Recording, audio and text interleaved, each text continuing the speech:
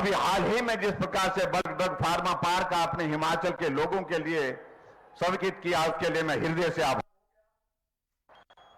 कहने के लिए बहुत सारी बातों का जिक्र हो सकता है। यहां पर मौसम भी खराब हो गया और मैं इस बात को देख रहा हूं, जितने भी युवाओं को यहां पर इस मैदान में, पड्डल के मैदान में उपस्थित हैं, जो कुर्सियां बैठने के लिए दी थी, बारिश के कारण वो कुर्सियां छाते के रूप में आप लोग इस्तेमाल कर रहे हैं, लेकिन उसके बावजूद भी आप चट्टान की तरह यहां पर खड़े हैं। मैं बहुत लंबी बात ना कहते हुए आदरणीय प्रधानमंत्री जी का देवभूमि हिमाचल प्रदेश में वर्चुअल माध्यम से हमारे साथ जुड़ने के लिए अभिनंदन करता हूं, स्वागत। ये जो चुनाव विधानसभा का हो रहा है, इस चुनाव में जो हिमाचल प्रदेश में एक रिवाज बना, उस रिवाज को हम बदल करके छोड़ेंगे। इतनी बात कहते हुए मैं अपनी बात को पूरी करते हुए आदरणीय प्रधानमंत्री नरेंद्र भाई मोदी जी से विनम्र निवेदन करना चाहूंगा कि आप हम सबका मार्गदर्शन करें। आदरणीय प्रधानमंत्री नरेंद्र मोदी जी।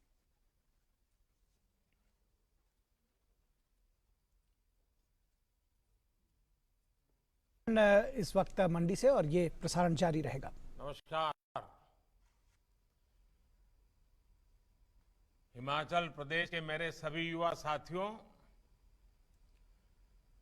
तय कार्यक्रम के तहत मुझे अब तक मंडी पहुंच जाना था, लेकिन मौसम खराब होने की वजह से ऐसा संभव नहीं हो पा रहा है। मैं सबसे पहले तो क्षमा प्रार्थी हूं। अब मैं दिल्ली से ही आप सभी के साथ संवाद कर रहा हूं। स्वभाव से मुझे जब भी हिमाचल आने की बात तय होती है तो मैं हफ्ते पहले से ही बड़े उत्साह में आ जाता हूं कि चलिए हिमाचल जा रहा हूं, मेरे दूसरे घर जा रहा हूं, पुराने साथियों को मिलूंगा, गपशप लगाऊंगा, मौसम का भी थोड़ा फायदा उठाऊंगा। तो जैसा ये आपको न मिलने पाना, रूबरू आकर के आपके दर्शन न कर पाना, वो जितना मेरे लिए दुखद है, उतना ही मेरा हिमाचल न जाने का ये मौका छूट जा रहा, हिमाचल न पहुंच पाना मेरे मन में कसक रह जाती है। खैर, आने वाले दिनों में मैं आकर के इसका फायदा तो ले ही लूंगा, आपको मिल भी लूंगा।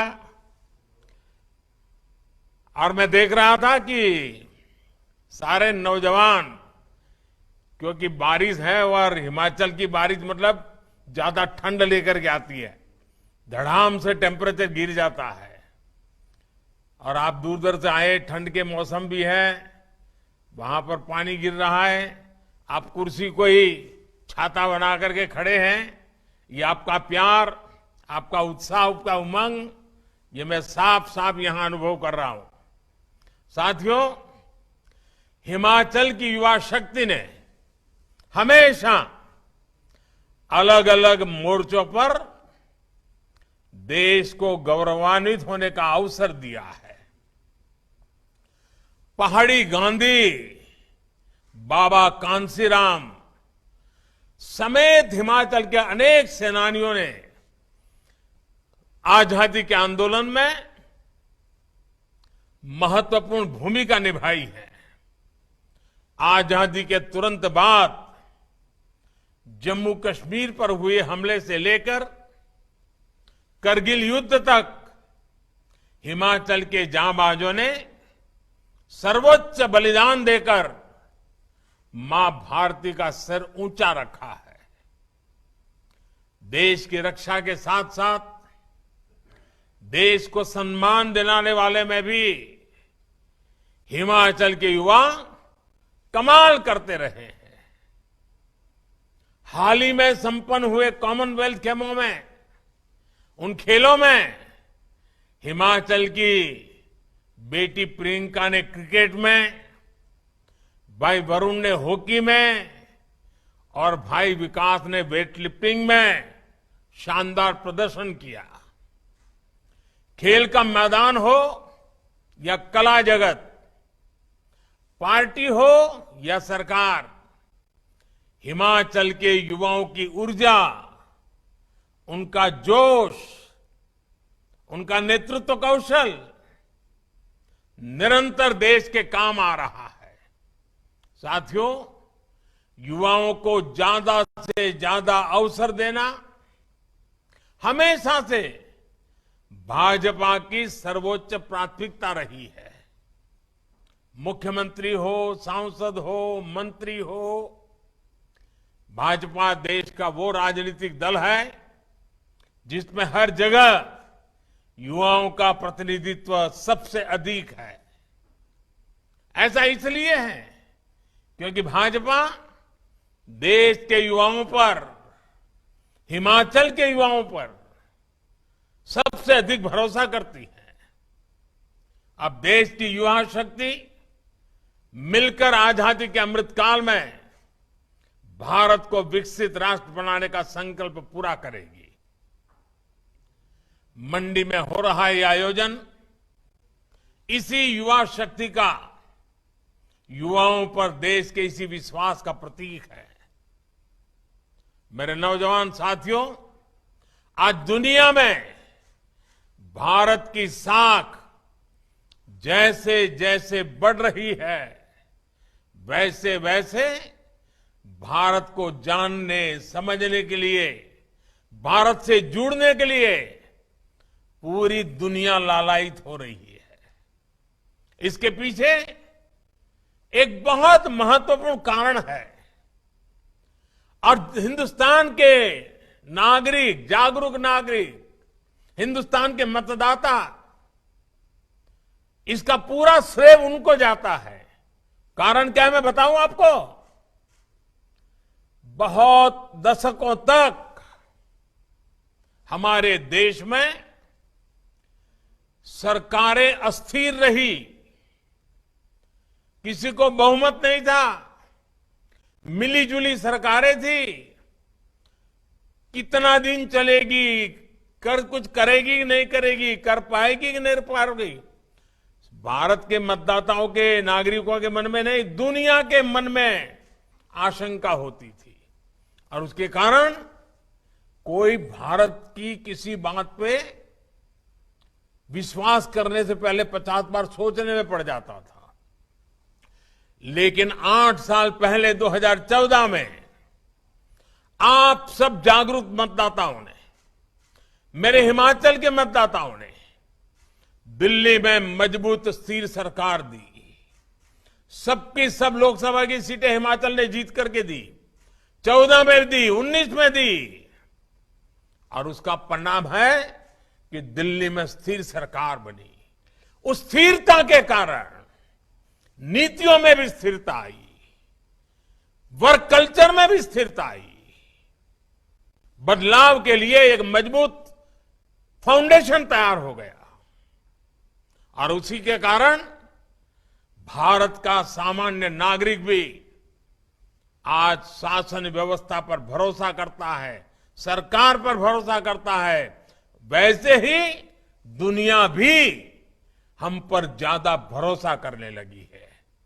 स्थिर सरकार के लाभ को देखते हुए अब देश के अंदर भी हम देख रहे हैं, राज्यों में लोग बढ़ चढ़ करके इस महत्व को समझ रहे हैं। हमने देखा पहले उत्तर प्रदेश में, उत्तराखंड में यही कथा थी कि हर 5 साल के बाद सरकार बदली जाएगी।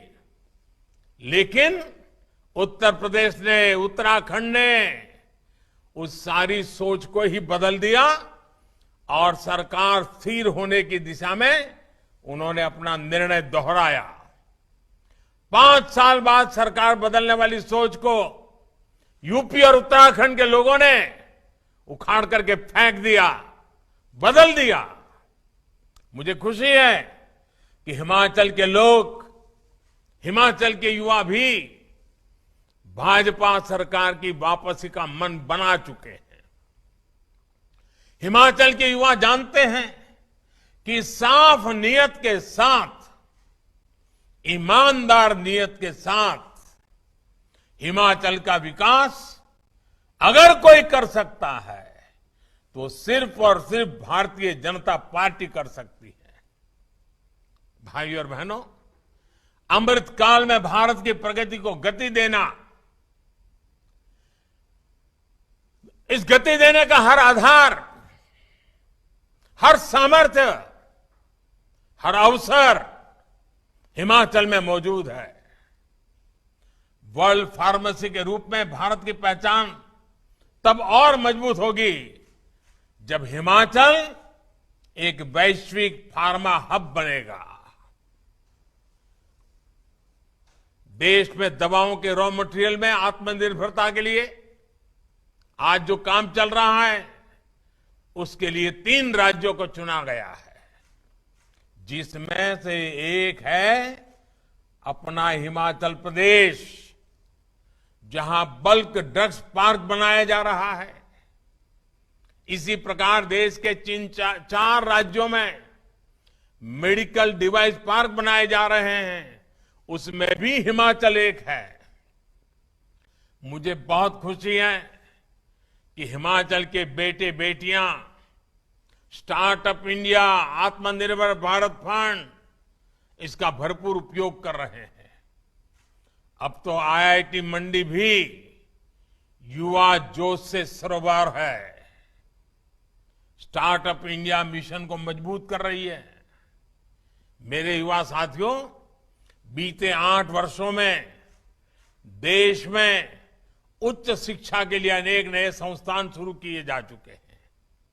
इनमें आईआईटी मंडी के अलावा सिरमौर में आईआईएम, ऊना में ट्रिपल आईटी और बिलासपुर में एम्स।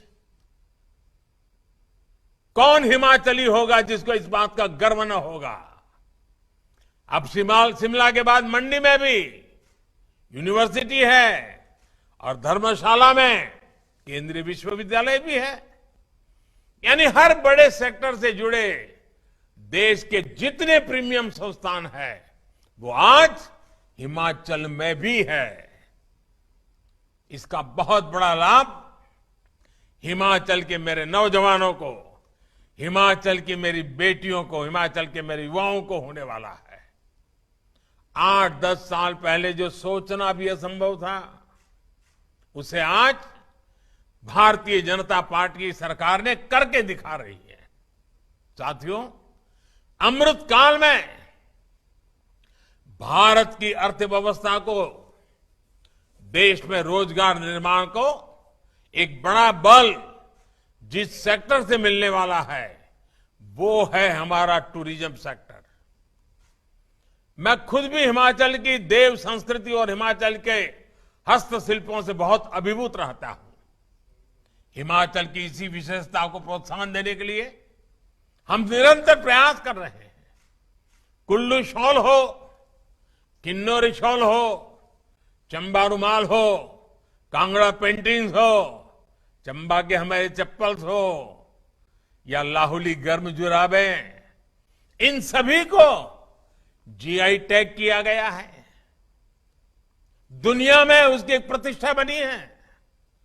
मेरा यह भी प्रयास रहता है कि जब भी विदेशी मेहमानों से मेरा जब मिलना हो जाता है, किसी कॉन्फ्रेंस में जाता हूं, तो हिमाचल के इन उत्पादों को लेके जाता हूं, उनको उपहार के रूप में देता हूं और बताता हूं मेरा इस हिमाचल से नाता क्या रहा है, ताकि पूरी दुनिया को हिमाचल के विषय में पता चले, यहां के कौशल के विषय में पता चले। मेरे नौजवान साथियों, आज जिस प्रकार हिमाचल का टूरिज्म सेक्टर बढ़ रहा है, वो उत्साह बढ़ाने वाला है। और आपने देखा होगा हमारे विदेश नीति का एक अहम पहलू क्या रहा, हमने कई देशों के साथ ई वीजा शुरू किया। ई वीजा शुरू करने के का सबसे बड़ा लाभ टूरिज्म को होता है। लोगों को आसानी से जब वीजा मिलना शुरू हो जाता है, और देखा होगा आपने कोरोना के पहले तो धमाधम दुनिया से लोग आना शुरू हो गए थे, और अभी भी मौका बहुत बड़ा है। अभी भी दुनिया के कई देश हैं जहां टूरिज्म खुला ही नहीं है। हिमाचल के लिए तो दोनों हाथ में लड्डू है। साथियों, कोरोना की मुश्किल से टूरिज्म सेक्टर जल्द से जल्द बाहर निकल सके, इसके लिए भारतीय जनता पार्टी की सरकार और खास करके हिमाचल की सरकार ने टीकाकरण का अभियान जो सफलतापूर्वक चलाया, उसने देश भर के और विदेशों के टूरिस्टों को भी एक विश्वास दिया कि हिमाचल सेफ है। मुद्रा योजना ने जिस प्रकार हिमाचल प्रदेश में होम स्टे, रेस्टोरेंट और दूसरे उद्यमों को गति दी है, वो अभूतपूर्व है। देश भर में मुद्रा योजना के तहत अभी तक 19 लाख करोड़ रुपए के बिना गारंटी के बैंक लोन दिए जा चुके हैं। हिमाचल प्रदेश में भी मुद्रा योजना के तहत बिना बैंक गारंटी लगभग 14,000 करोड़ रुपए लोगों को दिए जा चुके हैं। हमारे हिमाचल में रोजगार और स्वरोजगार के हजारों नए अवसर बने हैं। साथियों, पर्यटन हो, खेती हो या फिर मैन्युफैक्चरिंग, इन सारे कामों में, इन सारे सेक्टर में सबसे ज्यादा युवा जुड़ते हैं, सबसे ज्यादा अवसर युवाओं के लिए होते हैं। और ये वही फलते फूलते हैं जहां कनेक्टिविटी, इंफ्रास्ट्रक्चर बेहतर होता है। हिमाचल तो प्रदेशी किसानों, बागवानों का है। फूड प्रोसेसिंग सेक्टर में हिमाचल की संभावनाओं को केंद्र की योजनाओं से बहुत बल मिल रहा है। एफपीओ यानी किसान उत्पादक संघ बनाने पर भी केंद्र सरकार बल दे रही है।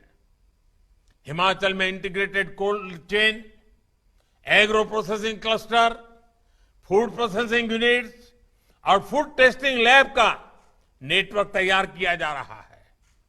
मेरे नौजवान साथियों, ये सब कुछ आपके उज्जवल भविष्य के लिए किया जा रहा है। इंफ्रास्ट्रक्चर के ऐसे हर काम से युवाओं को रोजगार मिलता है, स्वरोजगार के अवसर बनते हैं। पिछले 8 वर्षों में केंद्र सरकार ने हिमाचल में नेशनल हाईवे के रखरखाव और विस्तार के लिए करीब 14,000 करोड़ रुपए दिए हैं, जबकि 2014 से पहले के 8 वर्षों में हिमाचल प्रदेश का केंद्र सरकार से 2,000 करोड़ रुपए से भी कम मिलते थे। यानी हमारी सरकार ने नेशनल हाईवे के लिए हिमाचल को पहले की सरकार के मुकाबले 7 गुना ज्यादा राशि दी है। अब आप देख रहे होंगे, जाते आते समय देखने को मिलता होगा, चंडीगढ़ मनाली नेशनल हाईवे पर भी तेजी से काम चल रहा है। ये नेशनल हाईवे खेती और टूरिज्म से जुड़े हजारों नौजवानों के लिए बहुत अवसर लेकर के आया है। साथियों, इस वर्ष के केंद्रीय बजट में 2 बड़े प्रोग्राम घोषित किए हैं, जिनका हिमाचल प्रदेश को बहुत अधिक लाभ होने वाला है। वर्तमान प्रोजेक्ट के तहत पहाड़ी प्रदेशों के उनके लिए रोपवे के नेटवर्क को विस्तार देने की योजना है, जिसका लाभ हिमाचल के पर्यटक स्थलों को हो रहा है। इसी प्रकार वाइब्रेंट बॉर्डर विलेज प्रोग्राम के तहत आखिरी छोर पर, सीमा पर जो गांव है, उनका विशेष रूप से विकास किया जा रहा है। युवा साथियों, सरकार ने वर्क फ्रॉम होम के लिए जो नीतियां बनाई है, हिमाचल का टूरिज्म सेक्टर उसका एक बड़ा लाभार्थी है। इसका कारण बेहतर डिजिटल कनेक्टिविटी भी है। अब तो 5G सेवाएं भी शुरू होने वाली है, जिससे टूरिज्म सहित शिक्षा, स्वास्थ्य और खेती जैसे अनेक क्षेत्रों में, आरोग्य जैसे अनेक क्षेत्रों में हिमाचल को विशेष लाभ होने वाला है।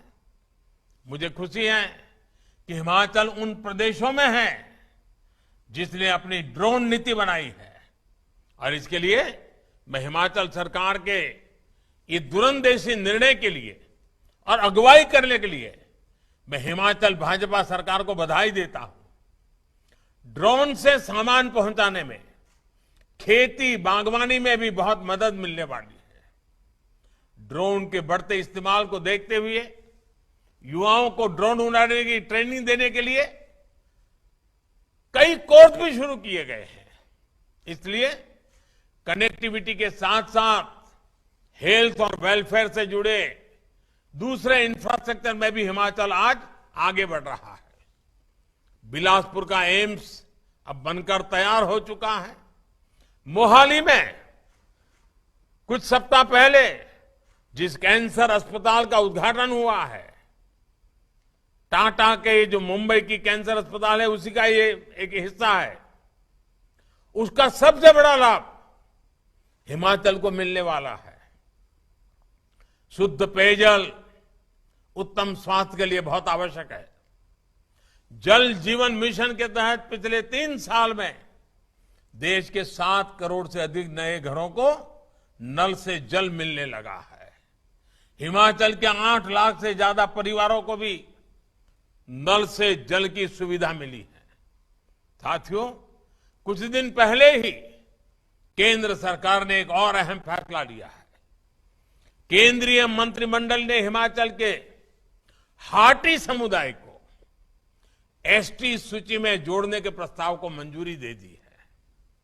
सिरमौर के गिरिपार क्षेत्र में रहने वाले हाटी समुदाय के हजारों युवा साथियों को इस निर्णय से अनेक नए अवसर मिलने वाले हैं।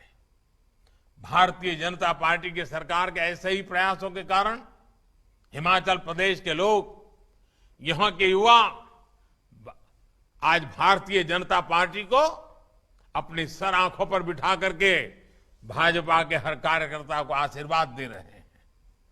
अमृतकाल में विकसित भारत के निर्माण के लिए, हिमाचल के विकास के लिए युवा पीढ़ी के आशीर्वाद, हिमाचल के नौजवान, हिमाचल की बेटियों के आशीर्वाद,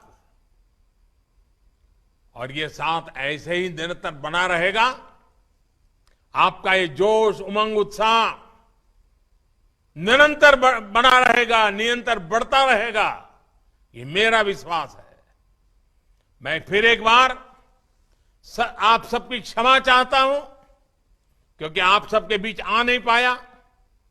मौसम के कारण रुकावटें आई, लेकिन हिमाचल का प्यार, हिमाचल के आशीर्वाद, हिमाचल के प्रति मेरा लगाव, उसमें तो कभी मौसम भी बीच में नहीं आ सकता है, मुसीबतें भी बीच में नहीं आ सकती है। और इसलिए आपके आशीर्वाद मेरे लिए हमेशा हमेशा एक बहुत बड़ी शक्ति है, बहुत बड़ी ऊर्जा है। फिर एक बार आप सबको बहुत बहुत शुभकामनाएं। नौजवान, आप बहुत लंबी यात्रा करके आए हैं। हिमाचल में यात्रा करके आने का मतलब तराई के लोगों को अंदाज नहीं आता है कितना कठिन होता है, और पानी गिर रहा है। आप अपने स्वास्थ्य का ख्याल रखना,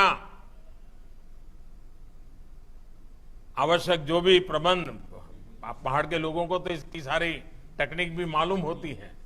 अपने आप को संभालना, बहुत संभल करके घर वापस लौटना, यही मेरी आप सबसे अपेक्षा रहेगी। आप सबको मेरी तरफ से बहुत बहुत शुभकामनाएं, बहुत बहुत धन्यवाद।